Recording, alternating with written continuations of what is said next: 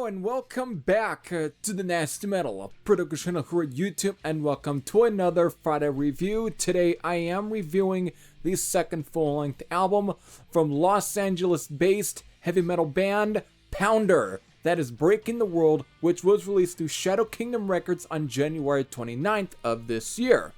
So, Pounder, again, I already just mentioned, they are based out of Los Angeles, California, and it is a three-piece band.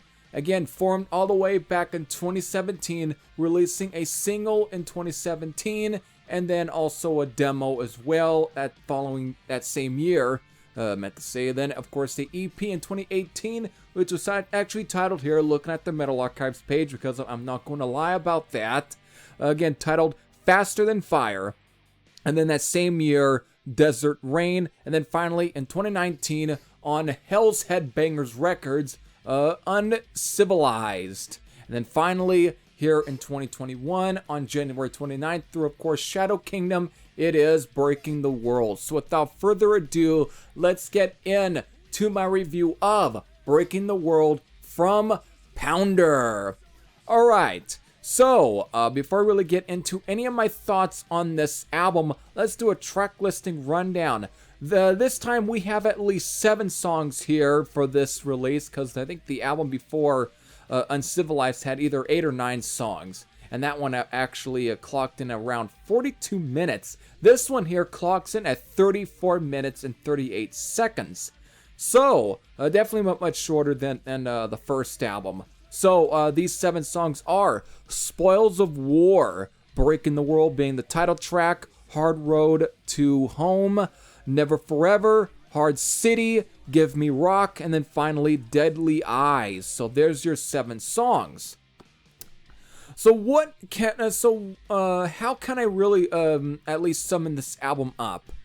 Well, if you like bands like Savage Grace, and definitely that sort of classic mid-80s, almost Metal Blade Records inspired US power metal or just speed metal in general, then I can't see you not liking this. This at least has that sort of Metal Blade era mid-80s sound, very similar to either Omen or Savage Grace, especially if you were to check out the opening song here. I mean, it does expand on what Uncivilized was doing, because I mean, I'll have to definitely be very honest. When I first heard their stuff earlier on, before they released their debut album, it was very raw, very demo-ish. You definitely can see some potential in there.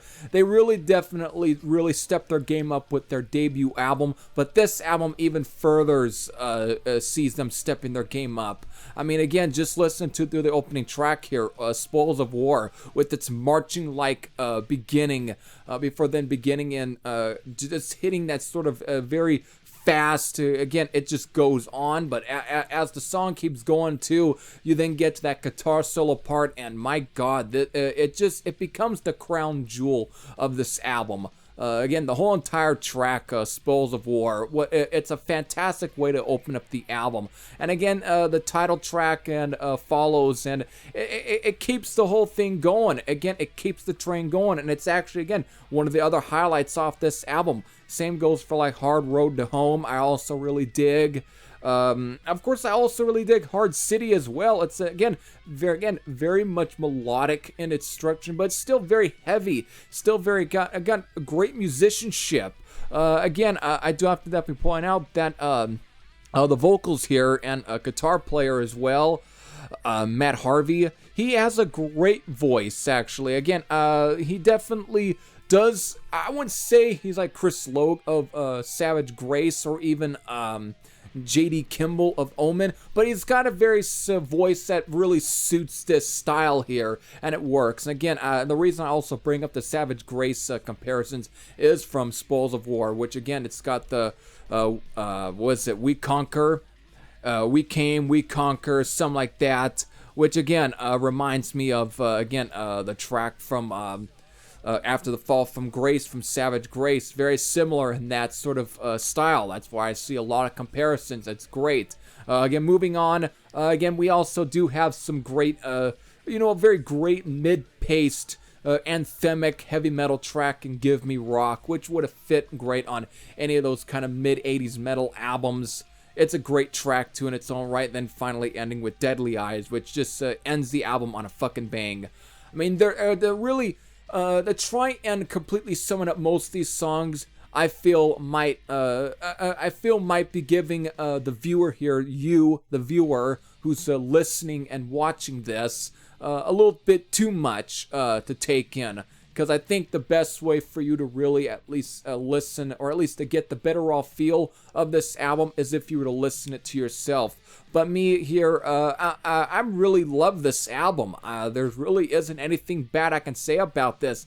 Again, I think one of the other high points about this album for me has to also be its length as well. I think 34 minutes and 38 seconds is a great length for this album. Might be short for some, but I think it just gets the point across the best here when it's at this length. Again, within that short amount of time, you want to listen to it over and over and over, and that's one other thing. When I first put this album on, it did take me some time to really get used to this album, to just break into it, like how you do it, let's say a pair of boots or so. You first put them on, they're going to be a little tight in the first time you put those boots on.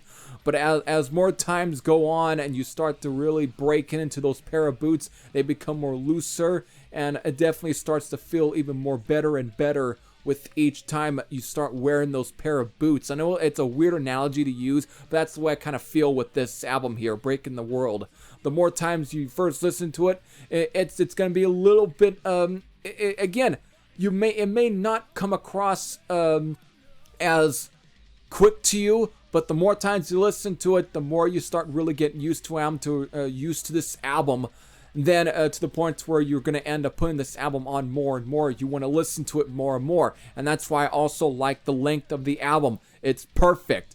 It makes you want to listen to more of this album. You want more of it. Again, less is more. And that's one of the best things about this. So, again, this is a great album.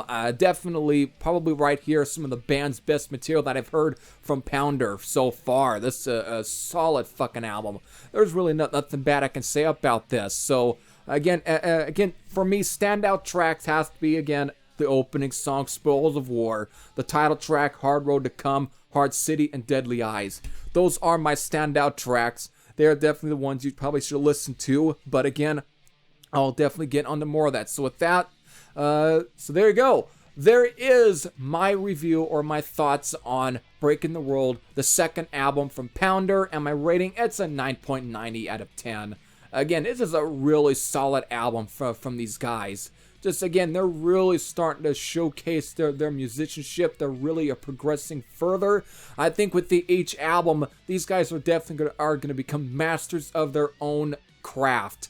So this is just a great album. If you want to listen to this album, if you want to support and buy this album, I'm going to leave you a link to their Bandcamp page where you can pick up, or again, where you can buy this album physically on both, both record and CD, and even digitally. Because again, look on their Bandcamp page here. The digital copy costs about $6.66, whereas the CD copy costs about $11 here, $11 USD, and then for the vinyl, for like either blue or orange, $20, and for regular black vinyl, $20.